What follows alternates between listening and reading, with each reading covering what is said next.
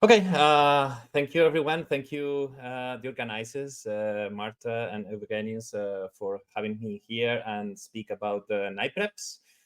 For everyone having a cell phone at hand, that QR code leads again to the link I just pasted in the chat in case you want to see these slides.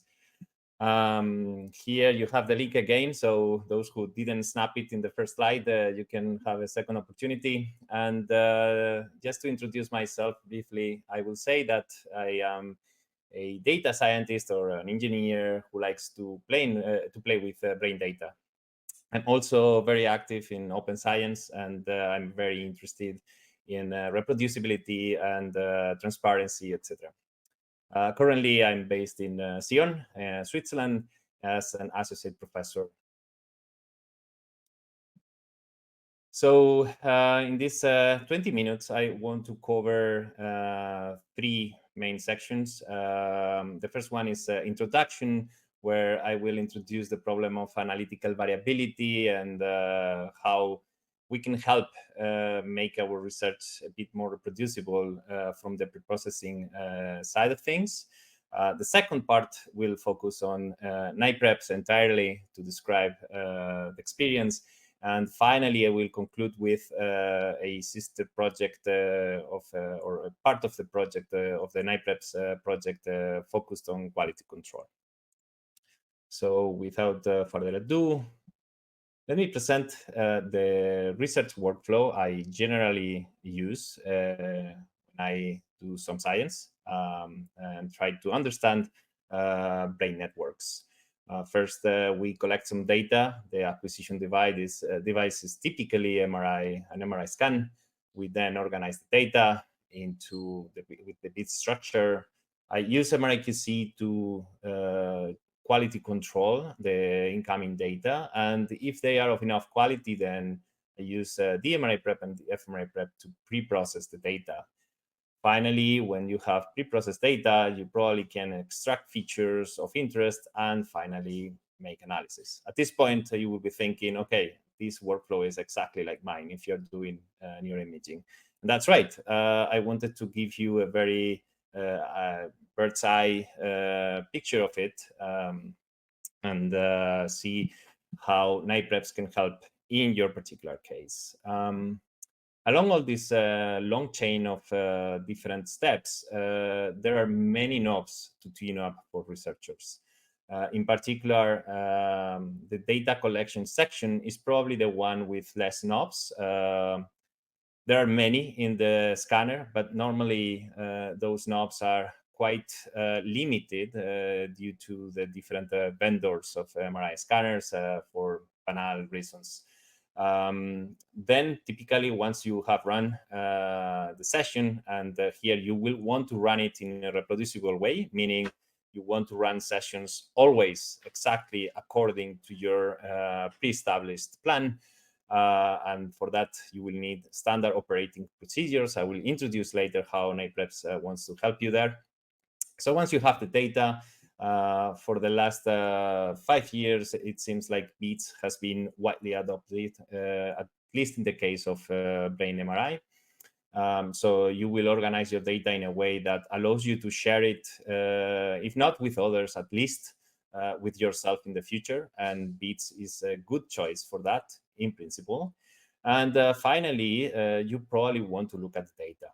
Make sure that you are doing what you are planning to do, and data look exactly as you would expect them to be. It's also a moment where you can spot some participants who may have not been still in the scanner enough, and sometimes due to excessive head motion, you will need to drop some data. Once the data has been curated and it's ready for making further steps in the pipeline, you submit it to pre-processing. In my case, I use diffusion, DMRI prep and fMRI prep for diffusion and functional MRI.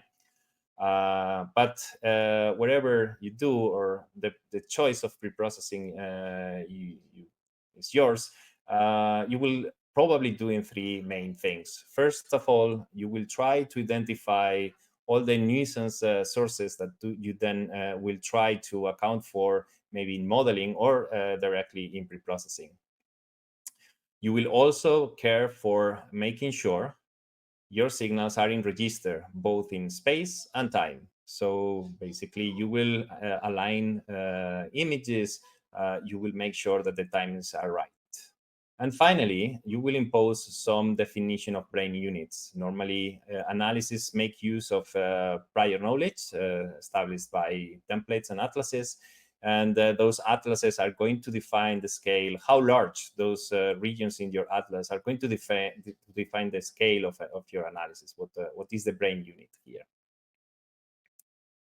So even though I just represented I represented it as a single step, in reality, if you open the hood, fMRI which takes pride for trying to be as minimal as possible, so trying to do the minimal set of tasks that are required for any fMRI analysis, you can definitely tell it is a very sophisticated pipeline. And every of these steps requires making choices, which are researchers' degrees of freedom, where two different researchers in two different labs will make two reasonable decisions, but different, even for the same kind of data or paradigm of data. So that is a bit of the tip of the iceberg that I will try to discover to you right now. So in the case of fMRI, we have two main parts of it. On the blue side, we have the anatomical processing, pre-processing, and on the right-hand side, we have the functional pre-processing. For the anatomy, we basically first run inhomogeneity correction. We fuse different T1 weighted images. If you had several, then we run skull stripping with the fused image, which normally has a better SNR. Then you can use that skull stripped image to make an alignment to a standardized space where you may compare subjects, and that requires for you to provide a template. Then you may want to also see where the different tissues are if you want to regress some signals because you consider there shouldn't be signal in those regions. And you can also make use of surface reconstruction to make surface analysis. All of this heavy lifting is done in our case by FreeSurfer. So thank you very much for the developers of such a nice tool. On the side of a functional MRI, we first generate a reference brain. Then with respect to that reference brain, we run a head motion estimation step. We don't correct for motion here, but we estimate how the subject moved along the 4D scan. If provided in the bits structure, we can apply optionally slice timing correction to account for the different times in which each slide is acquired. We will also have, if the sufficient information is provided, susceptibility distortion correction because fMRI is acquired with echoplanar imaging, and this distortion is typically present in these fast acquiring schemes. At this point, we are ready to generate pre-processed data in its native space, and but we normally want to do a bit more. So we bring into alignment the bold runs with the anatomy using boundary-based registration. So that requires the surfaces. And with that, now you can use the regions you can bring from the anatomical side of the analysis into the bold space and calculate more confoundings and more signals that you want to regress out eventually. At this point, you can generate bold data in the T1 space. And finally, if you want, or it is the kind of analysis you want to run, see these signals on the surface. With time, we realize fMRI was covering some steps that other modalities would use perfectly, and we started to take out some of the engines inside fMRI Prep and share them as separate modules for other preps to work, and for other users to get access to a lower level kind of features. So the first thing we separated was SDC flows. SDC stands for susceptibility distortion correction, and what it does is now, as a separate module from fMRI Prep, it estimates the deformation due to susceptibility inhomogeneity. On the other hand, on the left, you can see that instead of having a fixed template or one that you provide manually, now we have template flow, which is another tool that allows you fair access to atlases and templates. And if you get our Python client, with only 2 lines, you will have access to a large range of a large archive of templates and corresponding atlases. So the way it works, you can make a query to template flow. This query looks like when you query a bits dataset, because the structure of the archive is bits-like. And then once it is retrieved, you can access the different assets associated with that particular template. So in the picture, you can see a MNI version of 2009, and maybe you want to use only the T1 weighted average image. So you can plug it into your code and very conveniently use and change different templates. This was very useful when we were starting to generalize fMRI Prep into the use case of babies, where templates evidently are very important and rapidly changing with age. The archive meets FAIR principles thanks to using the bits-like data structure, also applies unambiguous identifiers for templates, which is a big issue I'm not going to delve into. And finally, the whole archive is version controlled. Finally, hopefully, after preprocessing and your choice of different choices of atlases, etc., you will run some feature extraction. In network analysis, this means you want to get structural and functional connectivity or functional connectivity matrices. In the case of structural connectivity, basically we use diffusion MRI to track the bundled pathways between regions, and that's done through tractography, right? In the case of functional connectivity, we look at covariation patterns of Bolt signal. So in the particular case of network analysis, MRI and MRI networks have seen very scarce, if any, clinical application. And in my opinion, that is basically a result of a very large analytical variability, which I introduced in the beginning. At all these steps, there are different choices that every researcher must make. And those choices in the end up converting this pipeline into a garden of forking paths. And the 2 researchers who make different decisions may be making very, very reasonable decisions. It's not wrong. There's no wrong and right. Overall, to me, it feels like the genomics fields between the finalization of the Human Genome Project in 2003, where the community saw an incredible deluge of genome data in standard or semi-standard formats, and finally the next generation sequencing, which happened in 2015, was here to happen there, where the whole pipeline had been standardized, and that has opened the door to incredible progress in genomics. So I propose we should learn from genomics. Before that, we need to first look a bit at MRI. And first, I'm going to show an example of the result of a challenge that happened in ISMRM 2015, in which several teams across them, I was one of them, I was embedded in one of them. There were 20 teams who submitted up to 96 tractograms done with synthetic data where the ground truth was known. And the results were strikingly divergent, to say the best.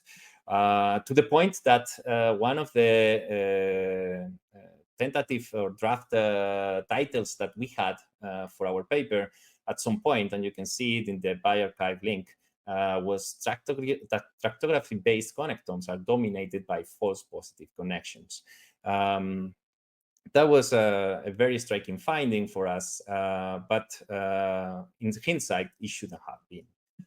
The same case we have in fMRI, and now I'm showing a study in 2020 published in Nature where 70 teams were given the same data and were asked to test the same 9 hypotheses. And even though there was some consensus in the regions activated, in general, the results were strikingly divergent again. And the authors identified that because no two teams chose the same workflow to analyze the data, analytical flexibility was the main candidate for this divergence. So even when we go past analytical variability, if you have worked with structural or functional connectivity, you probably know that test-retest reliability is very low. To the point that if you run the same experiment on the same person, same scanner, 2 minutes apart or 10 minutes apart, the 2 sessions, you're going to get quite different results in connectivity. So we have a very important problem in reproducibility here. But before we talk more about reproducibility, I should mention what is it. So in the upper left corner, we have the situation where things are reproducible. If using the same data and same analysis, you get the same picture. You move to the right and using same analysis but different data, if you get the same picture, then it is replicable, and so on and so forth. Please visit the Turing Way project, which is wonderful to check these resources. I published a chapter at the beginning of the year talking about these problems. And in the end, if you look at the literature and statistics, there are only 2 ways to improve this reliability. One is repeating the measurement, trying for errors to cancel out, and standardize to reduce methodological variability or the way how you measure that particular quantity, which reminds the matrix I just presented. And I will allow myself to also say that quality assurance and quality control have a factor here in the sense of assurance and control I will talk about later. So NiPreps stands for Neuroimaging Preprocessing Tools. It basically grows from fMRI prep. And the idea is to provide analysis-grade data, which means data that can be consumed by the analysis, right? We use this analogy from sushi-grade fish because in those cases, the product is minimally processed, but it is safe to consume directly. And I set the website there so that you can check. Right now, the best of the achievements for me is a humongous community of many people who are sharing our ethos. NiPreps is composed of first a set of foundational packages, thanks to AFNI, ANS, Connectome Workbench, DiPy, FSR, FreeSurfer, ITK, Scikit-Image, Scikit-Learn, NiLearn. And then we have these special tools that are also critical, NiBabel, NiPipe, and Beats. At the bottom, we have 2 other tools that are useful, Night Workflows to utilities across the board, and Night Transforms, which will be merged into NiBabel. It meets the same goals of NiBabel in opening files from different softwares. Then we have a set of middleware tools that cater to the final end user applications, or like fMRI Prep. So fMRI Prep has gathered an incredible amount of people who uses it. We track this first to get grants, to be honest, but tracking how people use it has allowed us to detect a lot of problems and resolve bugs. Another standardization is using very tight version control, and we have a whole documentation in the website explaining how versions are named. We also have a SOPs cookie cutter, which will allow you, if you fork the repository, to generate your own SOPs very easily. So the impact goes very well beyond just these numbers. Enigma is currently using fMRI-Prep. The industry is adopting it, and first papers are coming out with clinical applications of fMRI process with fMRI-Prep. We have built a humongous community, and we are changing how we innovate here by copying from industry those things that work rather than transferring the opposite way. We are also preparing a pet prep, which was released in the summer. We are changing a paradigm with fMRI-Prep to a new way of looking at things, and we are preparing a new head motion correction tool. Regarding the future, so this division of fit and transform in fMRI-Prep, we have basically separated the application of the transforms and everything you found during preprocessing, so that the outputs of fMRI-Prep are minimal, and we're talking about a few transformation files. This way, we will make it easier to integrate the resamplings and everything in the analysis. NiPreps is a tool for head motion correction. I don't have time to talk about it. And finally, about QA, QC, and I'm past my time, so I will go very fast. We step back, we separate all the steps in this workflow, and the idea is to keep adding different checkpoints where you look at the data and decide whether this particular data set can continue and progress through the pipeline, or it should be discarded. You do the same after pre-processing, and finally with the connectivity in our case. If you inform your radiologist about issues, you will be doing a very good service and improving the quality assurance of your acquisition. In the end, the idea is to provide a Swiss cheese security model. If you know about programming, the Swiss cheese security model basically tells you you should layer up as many checkpoints as you can to make sure that only those images that are really good for the analysis, that are meeting all the criteria, make it through all the holes in each of the layers. And everything started with MRI-QC. I leave this in the slides for you to play. It's interactive. And I will conclude by saying that I'm presenting this last work by Céline Provence this year. It is a register report, and basically it links the two aspects of it, standardization and quality control. Basically, we asked the question of whether evaluating quality on defaced images changes from evaluating the quality on the same original images without defacing, and the short answer is yes. With that, I want to thank you, especially the NiPreps community. I really invite you to join this community, and I open the floor for questions. Thank you so much.